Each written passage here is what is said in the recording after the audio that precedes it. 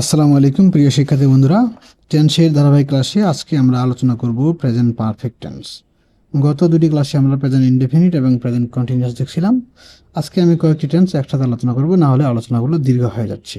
কাজের সুবিধার জন্য আমি বাক্যগুলো লিখে নিয়েছি যেন সময়টা কম লাগে এবং বোঝাতেও সুবিধা হয়। আজকে আলোচনা প্রেজেন্ট পারফেক্ট টেন্স।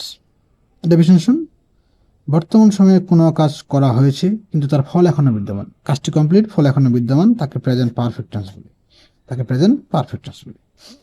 বাংলা চিনিবার উপায়: বাংলা বাক্যের শেষে ইয়াছি, ইয়াছ, ইয়াছে, ইয়াছেন, ছি, ছ, ছেছেন অথবা করিনি, করি নাই, খাইনি, খাই নাই, যাইনি, যাই নাই ইত্যাদি শব্দগুলো থাকে। এই শব্দগুলো যদি আমরা বাংলা বাক্যের মধ্যে পাই তাহলে বাক্যটা হবে প্রেজেন্ট পারফেক্ট টেন্স। স্ট্রাকচার হলো subject plus auxiliary verb have, has, এরপরে মেইন ভার্বের ভি3, তারপর হচ্ছে অবজেক্ট। এখন একটি বাংলা বাক্য ইংলিশ করার চেষ্টা করি। তারা চেয়ারটি ভাঙিয়াছে। দেখুন, তারা চেয়ারটি ভাঙিয়াছে, এখানে হচ্ছে ক্রিয়া হচ্ছে ইয়াছে, এই যে ভাঙিয়াছে এইটা হচ্ছে ক্রিয়া, এখানে ধরেন ইয়াছে আছে, তাহলে ইয়াছে থাকলে বাক্যটা প্রেজেন্ট পারফেক্ট টেন্স। এখন তারা হচ্ছে সাবজেক্ট, এমন লিখতে হবে তারা, দে,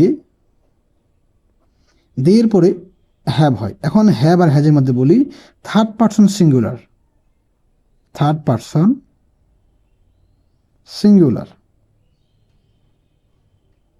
সমান সমান হ্যাজ। থার্ড পারসন সিঙ্গুলার হলে হ্যাজ হবে, বাকি সব জায়গাতে আমাদের হ্যাভ ব্যবহার করতে হবে। যেহেতু এখানে দে শব্দটা হচ্ছে থার্ড পারসন প্লুরাল, এখানে হ্যাজ ব্যবহার করতে হবে। দে হ্যাভ, এরপরে ভি3, ভাঙাই হচ্ছে ব্রেক, আর ব্রেকের পাস্ট পার্টিসিপল হচ্ছে ব্রোকেন। দে হ্যাভ ব্রোকেন, চেয়ারটি হলো চেয়ার, ওই চেয়ারই। They have broken the chair. They have broken the chair. আরেকটি বাক্য হলো সে তার বন্ধুকে ডাকছে।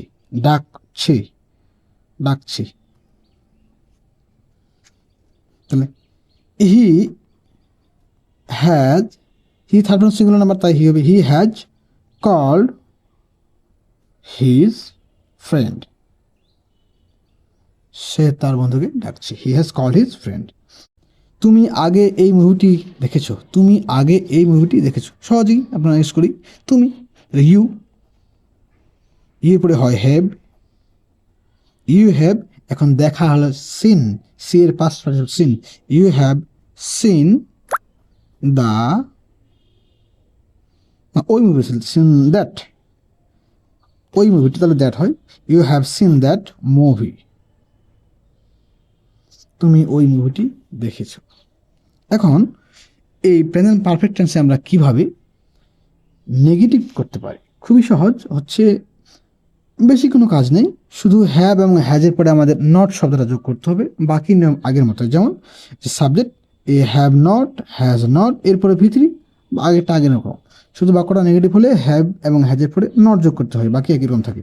সে তার বাড়ির কাজ করেনি। দেখুন, আমরা সংজ্ঞা বলেছিলাম করেনি, যায়নি, তাহলে এই করেনি যায়নি হলে বাক্যটা প্রেজেন্ট পারফেক্ট টেন্স হবে। সে হচ্ছে হি অথবা সি, যাই হোক আমরা হি লিখলাম, হি কাজ করেনি, তাই হি পরে হ্যাজ হয়, হি হ্যাজ নট, and করা হচ্ছে do, he has not, do এর ভি3 হবে done, he has not done his homework. সে তার বাড়ির কাজ করেনি, he hasn't done his homework. এভাবে করে আমরা প্রকল্পের কাজ শেষ করিনি। আমরা হলো উই এর পরে হ্যাভ হয়, উই হ্যাভ নট প্রকল্পের কাজ শেষ করিনি, শেষ হচ্ছে finished, FINISHED। We haven't finished the project work.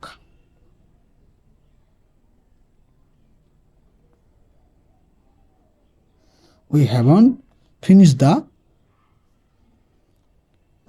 Finished the project work.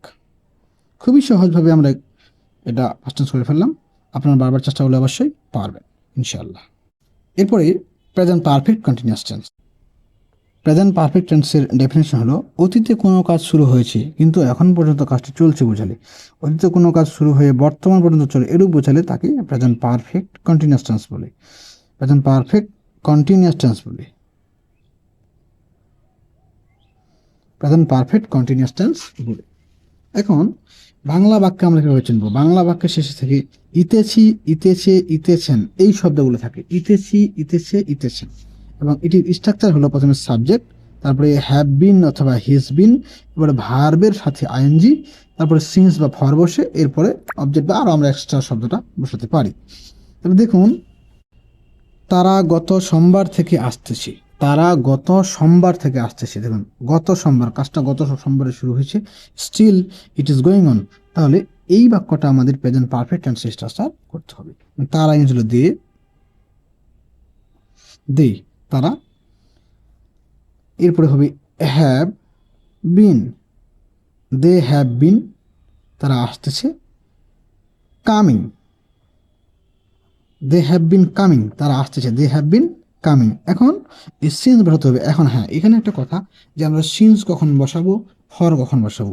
মনে রাখবেন, যখন বাক্যের মধ্যে হতে অথবা থেকে থাকবে, হতে থেকে হলে হবে সিন্স, হতে থেকে হলে হবে সিন্স। যদি আবার বাক্যের মধ্যে ধরিয়া,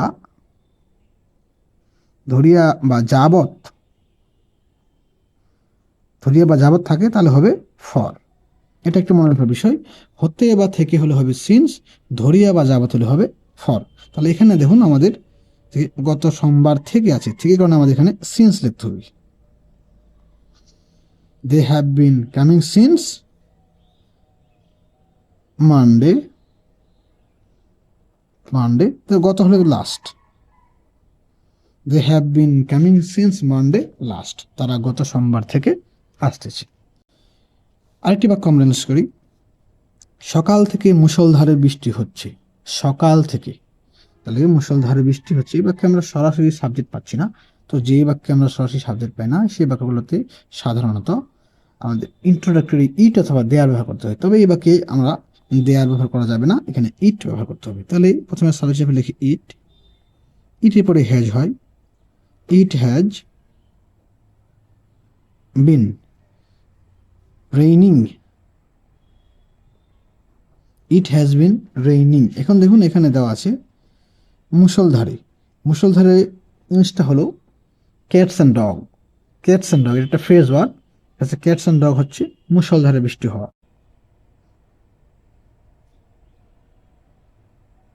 dog since the morning, it has been raining cats and dog since the morning. সকাল থেকে মুষলধারে বৃষ্টি হচ্ছে। সে 3 দিন থেকে অসুস্থ। 3 দিন থেকে মানে 3 দিন হয়ে গেল অসুস্থ হওয়ার। এই বাক্যটা ইংলিশ করি, হি হ্যাজ বিন। এখন দেখুন, অসুস্থ জিনিস হলো ইল, আই ডবল, এই ইল শব্দটা মানে হচ্ছে অসুস্থ। যে মজার বিষয় হলো, ইল শব্দের সাথে আমাদের আইএনজি যুক্ত হয় না। আমরা বলতে পারবো না যে এখানে ইলিং, ইলিং বলা যাবে না। আমি প্রথম টেন্সের মধ্যে আমরা এটা আলোচনা আছে যে কোন কোন শব্দগুলো কন্টিনিউয়াস ফর্ম হয় না, সেগুলো একটু ভালো করে দেখে নেবেন, তাহলে বুঝে যাবেন। হি হ্যাজ বিন, এখানে ইল হবে, ইলিং হবে না, কারণ ইল শব্দের সাথে আইএনজি যুক্ত হয় না। He has been ill since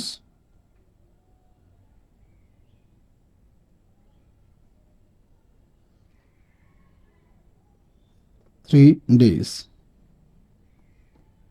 He has been ill since 3 days. সে 3 দিন থেকে অসুস্থ। এখন আমরা পাস্ট ইনডেফিনিট টেন্স সম্বন্ধে আলোচনা করব। পাস্ট ইনডেফিনিট টেন্সের সংজ্ঞা হলো যে অতীতকালে কোনো কাজ, অতীতকালের কোনো কাজ বোঝাতে বা অতীতের কোনো অভ্যাস বোঝাতে। অতীতের কোনো কাজ বোঝালে, অতীতের কোনো অভ্যাস বোঝালে, যার ফল এখন আর নেই, বিদ্যমান নেই, কাজও কমপ্লিট, ফলটাও কমপ্লিট, কোনোটাই বিদ্যমান নেই, তাকে পাস্ট ইনডেফিনিট টেন্স বলে। এখন বাংলা চিনবার উপায় হলো, বাংলা ক্রিয়া শেষে ল, লাম, ত, তাম, তি, তেন, এদের যে কোনো একটা যোগ থাকবে ক্রিয়ার সাথে। যদি ল, লাম, ত, তাম, তেন, তে, তেন এই শব্দগুলো বাংলা ক্রিয়ার সাথে যুক্ত থাকে, তাহলে আমাদের বাক্যটা পাস্ট ইনডেফিনিট টেন্সের হবে। তাহলে আমাদের বাক্যটা পাস্ট ইনডেফিনিট টেন্সের হবে। এর আলোকে এখন স্ট্রাকচার খুবই সহজ।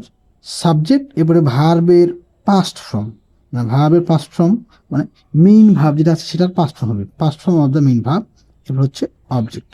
এখন একটি বাক্য লক্ষ্য করি, আমি ভাত খাইয়াছিলাম বা খেয়েছিলাম, যাই বলি না কেন, ভাত খাওয়া বা খাইয়াছিলাম বা খেয়েছিলাম একই অর্থ। তাহলে এখানে হলো সাবজেক্ট আই। এখন কি খেয়েছিলাম, ভাত খেয়েছিলাম, এটা অবজেক্ট, এর আগে আমাদের লিখতে হবে ভাব। তাহলে আই ইট, ইট হচ্ছে প্রেজেন্ট ফর্ম, ইটের পাস্ট টেন্স করতে হবে, এটার ভাষা কি অ্যাট। আই এট, কি খেয়েছিলাম, ভাত, I ate rice,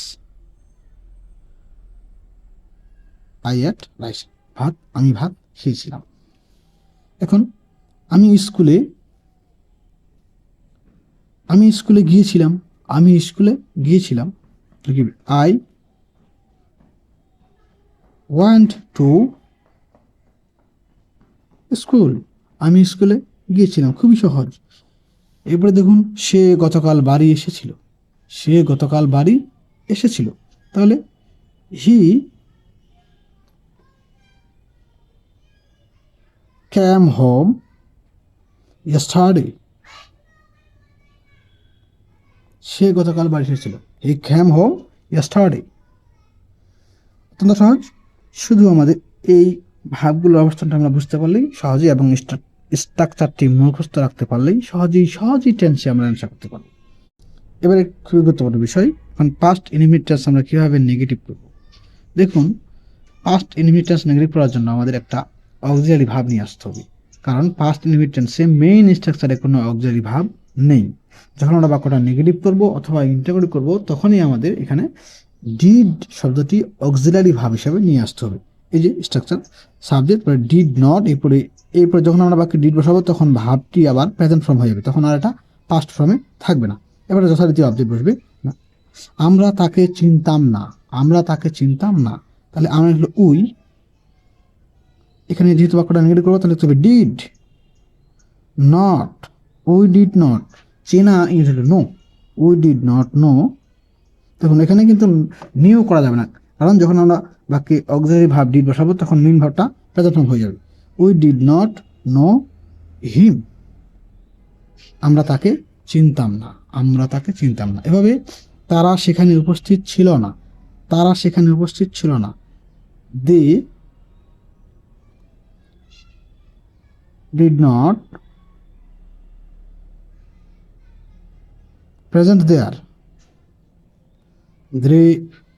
they did not present there, তারা সেখানে উপস্থিত ছিল না। এভাবে প্রিয় শিক্ষার্থীরা, এখন যদি আমরা পাস্ট ইনডিফিনিট টেন্সকে ইন্টারোগেটিভ করি তাহলে খুবই সহজ। প্রথমে আমাদের লিখতে হবে ডিড, তারপরে প্লাস সাবজেক্ট, এরপরে V1 প্লাস অবজেক্ট, শেষে অবশ্যই কোশ্চেন মার্ক। যে বাক্য হয়, আমি কি স্কুলে যাইতাম, তাহলে did I go to school, শেষে অবশ্যই question mark. Did I go to school, আমি কি স্কুলে যাইতাম। আশা করি এই ভিডিওটি বারবার দেখলে এবং এর আগে যে দুইটি ভিডিও আছে এই ভিডিওগুলো বারবার দেখলে আপনাদের টেন্সের কোনো প্রবলেম হবে না। টেন্স ও গ্রামার সুন্দরভাবে সাবলীলভাবে শিখতে হলে সবাই চ্যানেলটি সাবস্ক্রাইব করুন এবং বেল আইকনটি টাচ করে রাখুন, যাতে নতুন ভিডিও আপলোড দিলে আপনারা সহজেই জানতে পারেন। এবং ইংলিশ গ্রামার সম্বন্ধে আপনাদের যদি কোনো প্রশ্ন থাকে অবশ্যই কমেন্টসে জানিয়েবেন, সেটি সমাধান করা হবে ইনশাআল্লাহ।